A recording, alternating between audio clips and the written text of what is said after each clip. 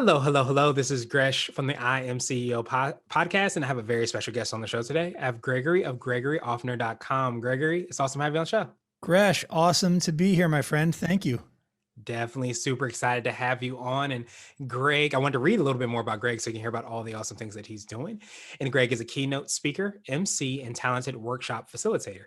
Greg's experience is a unique combination of 17 years working in corporate leadership roles, including an expat assignment with Fortune 100 companies and 12 years as a dueling piano bar player.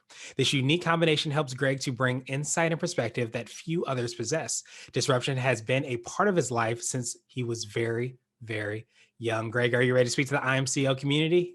Let's do it. Let's do it then. So to kick everything off, I wanted to rewind the clock a little bit, hear a little bit more about this background and all the awesome work that you're doing and what I like to call your CEO story. Yeah. So unintentional CEO. Really wanted kind of like Kevin Spacey in American Beauty. I think when I first started the corporate world, if you remember that scene where he goes to the drive-through and he says, "I want a job with as little responsibility as possible." Right. I think that's how I thought of myself initially in the corporate world. Was I wanted a job where I could just make some money and be left alone.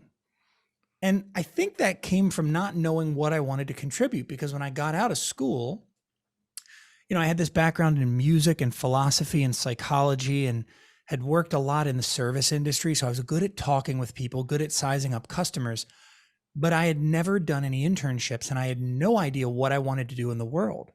So I fell into a sales role and very quickly started making a lot of money. And the more money you make, theoretically, the better you're doing. And the better you do in sales, the more they leave you alone. So it seemed like this great job. But the more I did it, the more I made, the less it mattered. You habituate to things all around you, good or bad. Humans are really resilient in that standpoint that we get used to anything. You put us in a crappy situation, eventually it becomes normal. You put us in a lavish lifestyle, eventually that becomes normal. So when you fast forward the clock a little bit, Gresh, I had this job that was very financially rewarding, but very unfulfilling. And I felt as if I wasn't allowed to feel that way. Who am I when I look around, the city of Philadelphia where I live, where we don't have a lot of people that are earning what they probably could be and maybe should be earning? It's a fairly impoverished city. So who am I to look around and say, I don't like this job? I should be so grateful for this job. Well, what I wound up doing to scratch that fulfillment itch, was I started working at piano bars. And I didn't know the path that would take me. I just knew that I had this day job that provided the money to, pay the bills. And then I had this nighttime job that paid the emotional bills. That really fulfilled me, that got me an opportunity really to be in front of other people and to lift them up, to make them a little happier. Because it's rare, Gresh, that a salesperson calls their prospect and gets a warm reception. Normally you have to work your way into it. That's why they call it cold calling. Mm-hmm. But I got warm receptions from crowds all over. So I had this sort of bifurcated life, two lives, if you will. And then in 2015, everything changed. I had a visit with a doctor because I had lost my voice while I was performing. And they use this scope. It's a very uncomfortable process, Gresh, where they go up your nose and down your throat to look at your vocal folds. And when they looked at mine, they gasped. And they said, "We've never seen vocal folds this badly damaged. And if you continue to sing and speak on them, you're going to break your voice. You basically will paralyze your vocal cords. Once that happens, we can't restore your vocal function. That'll be it." So I said, "Well, what does that mean? What do I have to do?" They said, "Well, ideally stop using your voice for a number of weeks and let the swelling subside. But then we need to do surgery. We need to repair all the damage that's been done to your vocal folds." So, Gresh, you're probably already putting this together, and your listeners are too, that a guy who speaks for a living during the day and sings for a living at night has just been told that he can't or shouldn't use his voice, or he won't be able to use it ever again. So the emotions running through my brain were too many to describe, but they pointed me in a path of needing to do something different with my life, because the day job was going to be unsustainable. If I couldn't go to loud breakfast meetings to network, loud evening events, sporting events to entertain clients. I couldn't compete in this very high profile world of selling that I was in. I was selling a very expensive insurance product. And if I couldn't use my voice for 4 and 5 hour performances each night, then I couldn't have that emotional fulfillment. And so I found myself in a place of deep depression, feeling financial lack, and not really sure what my contribution or what my value to this world was going to be. And I was in probably the darkest place that people find themselves in.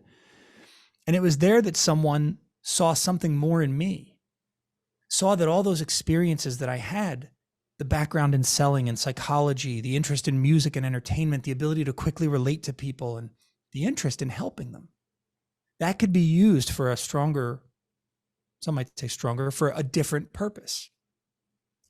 And so I unintentionally became the CEO of this business, which we call Global Performance Institute. And I'm hired by corporations and associations all over the world to speak at their kickoff events, to be the lead keynoter for their large conference, to work with their executives when they need help navigating their way through disruption, through change. Unfortunately, I haven't been that busy lately. There hasn't been a whole lot of change going on in the world, Gresh. There hasn't been a whole lot for me to do. Exactly. No, it's smooth sailing. It's been wild. Yeah, it's been a wild time, and it's been very gratifying to help these organizations find a way to continue to continue to deliver the performance of their lifetime in maybe the darkest part of their lifetime. This situation where we're all working from home, where we've had to lay off or riff hundreds, if not thousands of employees, depending on the size. And, where some organizations have had to make the hard choice to shut down. It's a tough place to be, but I get to do a lot of cool work. Yeah, well, I definitely appreciate that, the light at the end of the tunnel. And I know that definitely had to be like a lost time and a very frustrating time. It's interesting enough, you've been featured on, our blog sites. I actually tore my Achilles before I started a lot of the blogs and everything. And it was a very, very dark time. So when you were speaking, it kind of spoke to me and like, where I go, what do I do? I tried to do something bold and it didn't go the way that I wanted it to go.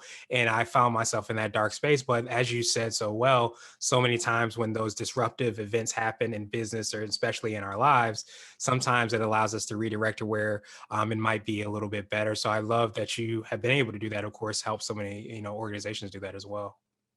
Yeah, we often, and I'm sorry to hear you went through that. I know how painful that can be from watching my dad tear his Achilles. Yeah, it's a heck of an injury. We often get in this place, and I know I was there, so I'm speaking from experience, where we feel stuck. And the challenge with change that most people have is that to get where we're going, we've got to let go of where we are.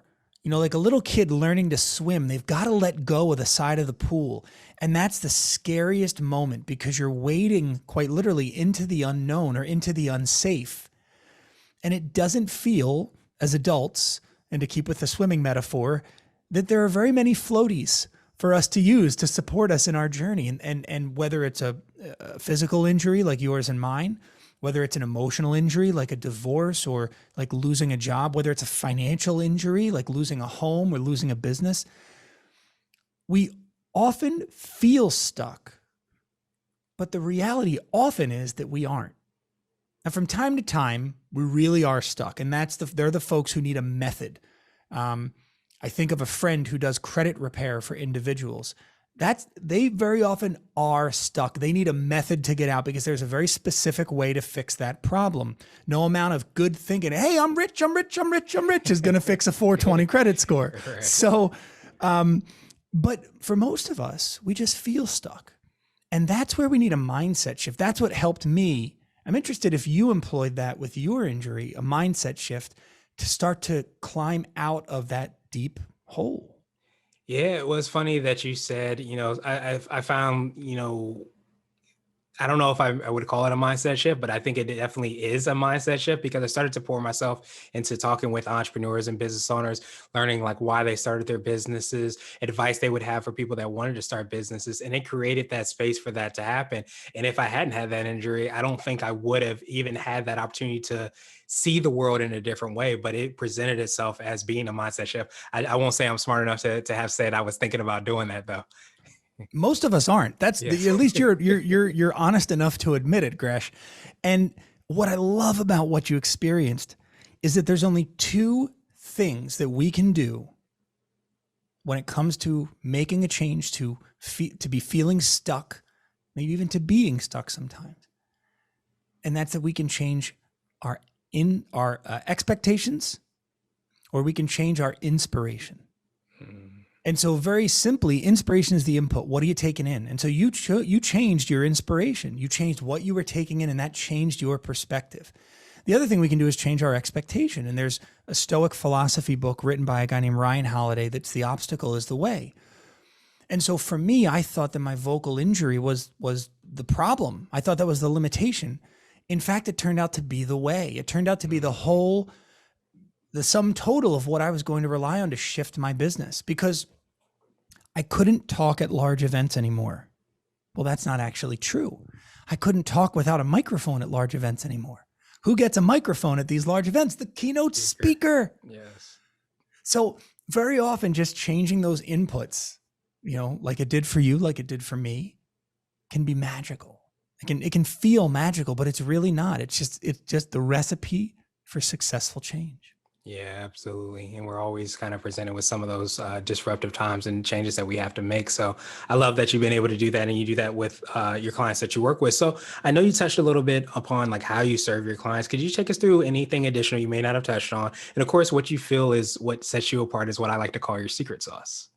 Yeah. Well, if I told you my secret sauce, would it be secret? Am I allowed to do that? I don't know. How It's just that you works. and me. It's just you and We'll me. check with my attorneys, and like I have attorneys. Yeah.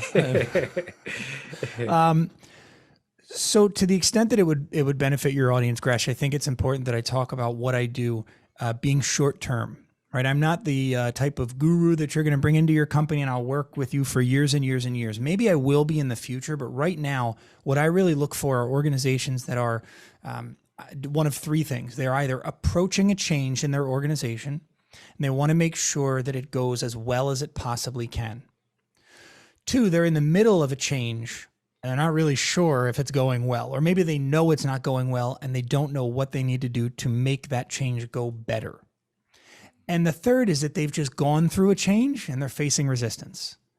These are my three favorite scenarios and the three scenarios I work best with, because invariably changing the inspiration, the inputs, or changing the expectation, what the output is what can help these organizations or individuals find their way. And there's a couple processes that I use, one of which I'll share. It's a really fun takeaway for your audience. And if they want to write this down, this is a good time to grab a pen and paper, is called the goal of your goal. Goal of your goal.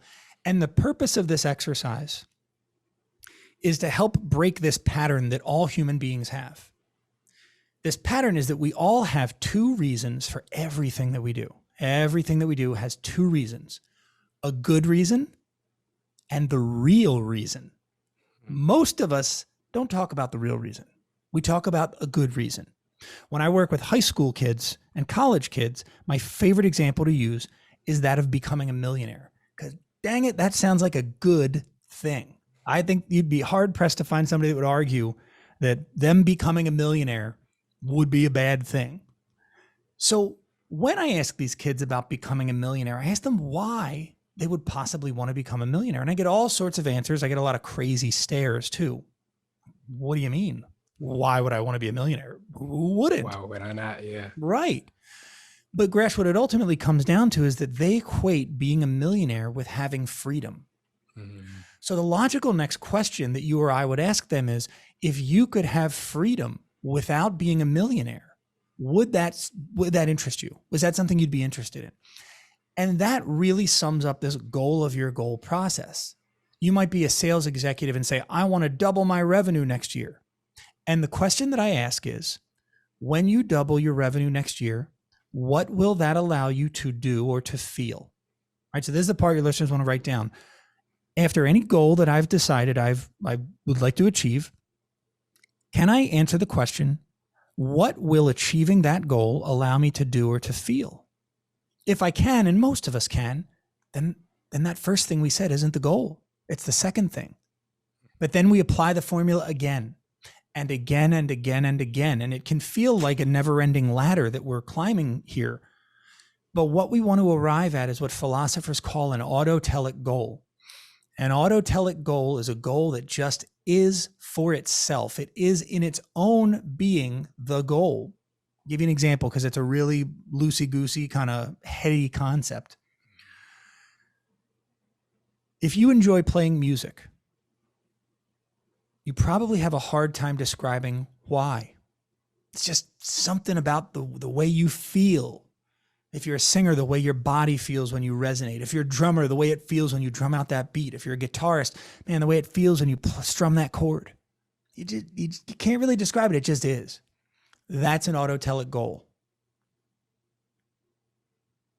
So when your listeners arrive at that autotelic goal, they've identified something that's going to drive them through any obstacle. Because being a millionaire is hard.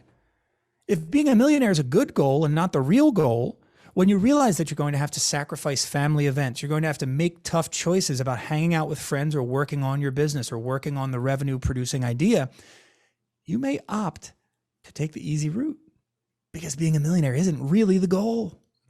It's something else. Once we identify that real goal, the autotelic goal, that's power. That's power we can use and leverage through those hard choices, through those tough times. That's just one example of what I do with my clients, and that's been a pretty powerful tool for them. Yeah, it sounds extremely powerful. And I think that so many times, as you said so well, we sometimes attach ourselves to goals that we had at a young age, and we feel like that's the goal, but we don't actually drill down to find the goal within the goal, as you said so well, that really is what we're trying to do. And it starts to allow us to do and find the actions or filter out the either or options that we have so that we're in alignment and we're truly doing what fills us up in our purpose. And that definitely sounds like that could be what I was going to call a CEO hack. Absolutely. There's nothing tougher than the mental gymnastics that are expected of many CEOs. Mm-hmm. I was speaking to one that I advised the other day, and he said, COVID has been a real punch in the face for him because he realized he doesn't do much. He makes a lot of decisions. He gives a lot of orders, but at the end of the day, he doesn't actually do most of it. It's his troops. It's the people that work for him. And so as a CEO, when things are going wrong or when things aren't going as well as expected, the mental gymnastics that they have to do can be really, really daunting if they haven't identified the true goal, the autotelic goal, the goal of their goal. I had a CEO, an organization that I was working with, and he said, we want to be the market leader. I said, that sounds like a great goal. You're going to think I'm an idiot for asking you, but why? And he said, I do think you're an idiot for asking, but I'll answer anyway because we paid you a whole lot of money to be here and advise us. He said, well, I guess it comes down to wanting to give back to the community, to employ more people. I don't know if I can curse on this show. So I said, well, dang. I mean, I didn't say that. I said something else. I said, well, dang, that sounds a bit more like a real goal, but I pushed him a bit further. And again, that process can feel like a never-ending ladder. So we went through a couple iterations, but we finally got at a real goal. And I said, I know you think I'm crazy for making you do this, but that goal that sounds good about being a market leader, the minute you face tough pressure, the minute there's an economic decision you have to make, that goal is probably going out the window. It's going to take a backseat to these new conditions. You can't be a leader of a multi-thousand person organization and have a goal that's subject to change with the shifting winds. I mean, we have to have flexibility, but ultimately you want to focus on these, let's call them big bets, right? For an example, that a CEO has to make each year about where the company's going, where they're going to invest their resources. You can't in the middle of the game change your bet. I mean, you can, but you're probably going to get kicked off of the table. Right. So in helping CEOs, leaders of any size, of companies of any size, get more clarity on that goal, we give them a much better shot at success. Yeah, absolutely. And success. And I would even say, which I think you're saying as well, too, is also success in the right way. It's not just success according to some external goal. It's success according to that intrinsic goal, what they were actually hoping to achieve. And I love how you're able to help people kind of drill down to do that. Awesome. So I want to ask you now for what I call a CEO nugget. And this might be a word of wisdom or piece of advice. It might be something you would tell a client, or if you hopped into a time machine, you might tell your younger business self.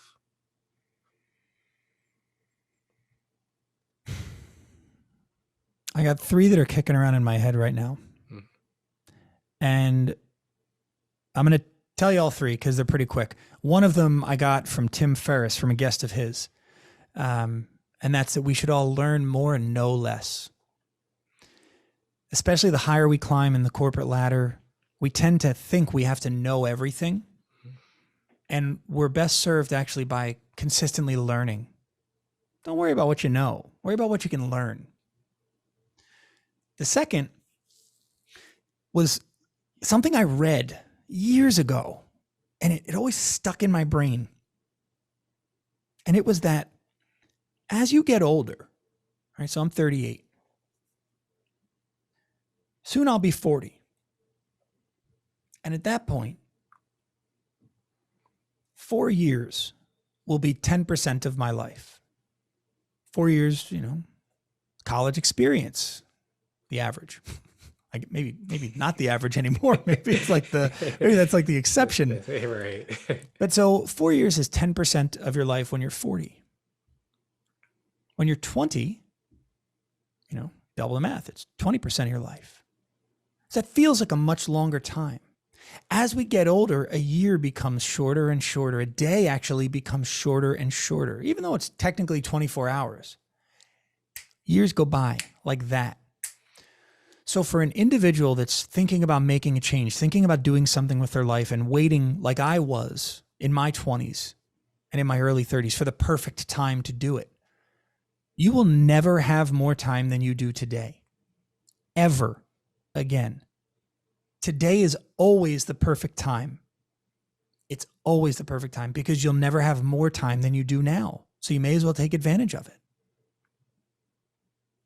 And I know I said I was going to give you three. And so here's the last one. And it's a quote from the band Rush, from the song Tom Sawyer. And the quote is, "He knows no change is permanent, but change is."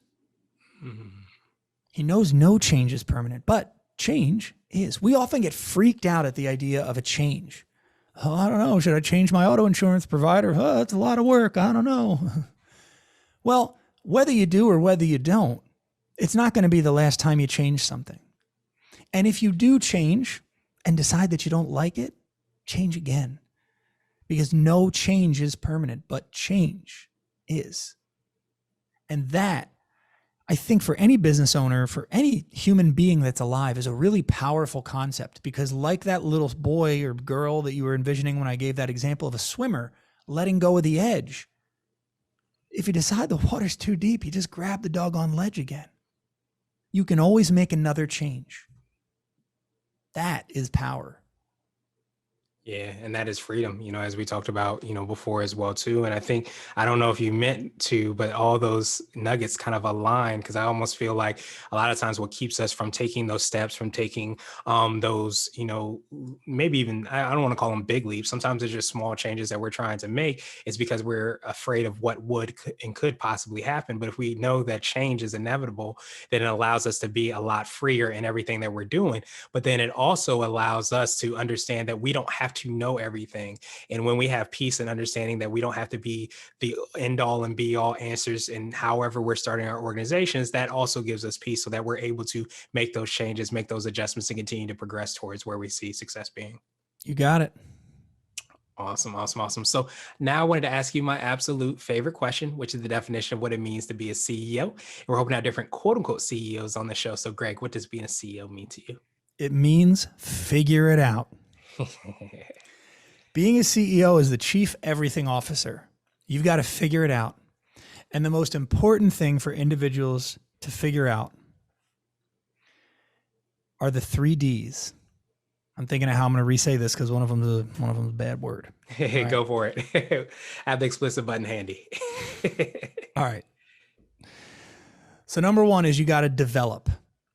People that are CEOs, especially if you work for yourself, meaning you're a sole proprietor or you are one of a very small team, the most important thing to your business is development, developing customers. When I say development, I mean business development. I mean the revenue coming in.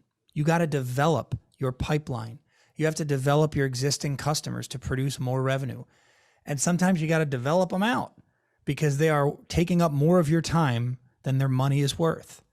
If you're not firing customers every so often, politely, gently, professionally, you're probably taking a loss in a place of your business you don't have to take a loss. You're probably impairing your profitability. The second is deliverables. Once you sell the client, you better deliver. You better get that deliverable right. Getting bigger is not why a business exists. A business exists to get better. Simon Sinek, one of my favorite thought leaders, talks about the concept of businesses existing to produce revenue is such a broken and toxic concept. And I could not agree more. Businesses should solve a problem, and in their effectiveness at solving that problem, create the opportunity to generate revenue. If all you're doing is generating revenue, I mean, I don't want to call it like a fake business, but I really question the value of what you're doing for the world. It's your business. You do whatever you want with it, but businesses that last, businesses that fulfill the owners generally solve a problem. And for that, you get paid money. So you got to develop your customer. You got to get a deliverable that people believe in and they want again. And then you got to get rid of the dumb stuff. Oh, you don't have to use the dump button. I'll say dumb stuff. But you know what I mean. Yeah, I got what you were saying. You got to understand that your job is to figure it out, but not to do it. You're the chief everything officer. It doesn't mean you do everything. That means you need to know what you are great at doing and what you can outsource, offload. I talk about, and I learned this from a very smart woman. I talk about the Frank Sinatra principle. And for anybody who's not a Frank Sinatra fan, he was a crooner. He was a singer who had this golden voice, this sultry voice. And if you look at old, video footage, you'll never see Frank Sinatra playing the drums. You'll never see Frank Sinatra playing the trumpet. You'll never see him grab a seat at the piano. Frank Sinatra sang. That's what he was best at. And they found the best piano players, the best drummers, the best trumpeters. If you're the CEO, you are the chief everything officer. That means you have to figure it out, but that doesn't mean you have to figure out how to do it yourself. If you do, there's a very good chance you'll be unsuccessful. The hardest lesson that a CEO that I had to learn in this business was very quickly the first bit of revenue that you create. If it doesn't go into developing your customers or your deliverable, it needs to go into offloading the stuff that must be done in a business, the accounting, the marketing, the whatever, right? That you can't do or shouldn't do. That is what it means to be a CEO. Nice. I definitely appreciate that, Greg, and kind of like that holistic, definition as well too, because I think so many times you can get mind in one or the other. And I love how you said that. I would echo the same thing, that I almost feel like if you have created a business just to generate revenue, it's almost an empty business, or definitely not a fully fulfilled business. Because I think if you're creating solutions in so many different ways, then you're helping to make a huge impact, and you're helping to create those products. As you talked about so well, you're creating that deliverable. And of course, you're making a tremendous impact, and making sure you're focusing on the things that you should do in order to make sure you make it there. So Greg, truly appreciate that definition, and I appreciate your time even more. What I wanted to do is just pass you the mic, so to speak, just to see if there's anything additional you can let our readers and listeners know, and of course, how best they can get a hold of you and find out about all the awesome things that you're working on. Sure. Well, I think a really important conversation that's happening right now is a conversation around income inequality, and what we should do about the minimum wage. And, this really is a passionate, it's an area of passion for me, because for a long time, I relied on my employer to develop me. I thought that my manager was the one who was going to groom me for the next role, and that my company was going to make sure that I had all the resources necessary to be successful. And while that is true for some companies, what's more true is that individuals need to take control of their own development. You can't wait for your boss to do it for you. You can't wait for the world to do it for you. You've got to develop and make yourself more valuable, because you'll be paid exactly what you're worth to the person paying you. Doesn't mean that's what you are actually worth, but whatever your salary is, That's what you're worth to them. And you cannot argue that. The only thing you can do is change it. And the way you change it is by making yourself more valuable. Knowledge has never been cheaper. Hop on my LinkedIn page. Check out all the videos. There's free knowledge, and there's thousands of other people that are just as smart, maybe not as good looking, but just as smart as me, giving away free knowledge on LinkedIn, on YouTube, on TikTok even. Knowledge has never been more accessible. All you got to do is go get it. And since you'll never have more time than you do today, why not start now? When you're on the toilet, when you're on the bus, when you're wherever, not when you're driving, but wherever, take advantage of this. It's just, the internet can be used for a lot of stuff, and not all of it's good. But the one thing that just, melts my heart with pride is how much knowledge is available on there. I mean, you can literally audit classes at Harvard and Columbia. You can watch the professors teach on YouTube for free. That's bonkers. Kids pay hundreds of thousands of dollars to go there. You can get it for free. So if you check out my LinkedIn page, that's a great place. Gregory Offner Jr., pretty easy to find there. GregoryOffner.com is my website. And if you click around there a bit, you can see some videos of what I do from a speaking perspective, from some of the workshops that I facilitate. And I'm an open book, man. I mean, that's my cell phone on. I probably shouldn't say that because, I'm going to get weird FaceTime calls and texts, but I actually respond to it. And I tell people in my seminars, here's my number. Text me. Call. It's not like Gary Vee, who's a great guy, but he's not going to respond to all those text messages. I respond to text. I respond to direct messages on LinkedIn. It's me answering the email when you email me on the website.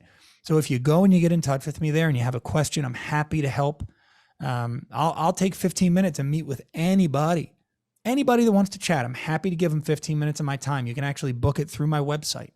So to the extent that your listeners feel like I can be a resource for them, it would be a privilege, for me to be able to leverage some of my value to help them.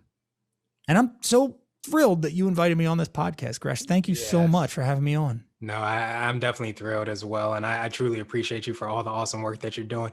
We will have the links and information in the show notes as well, too, so that you can get a hold of Gregory and see about all the awesome things you're doing. But I love that final note about, being and having so many things that are accessible to us. I often say, we can all go to the University of YouTube or go to Google College and get as much information as we need in order to be better at our craft. So truly appreciate you for reminding us of that. Appreciate you again, my friend. And I hope you have a great rest of the day. Thanks, Gresh. You too.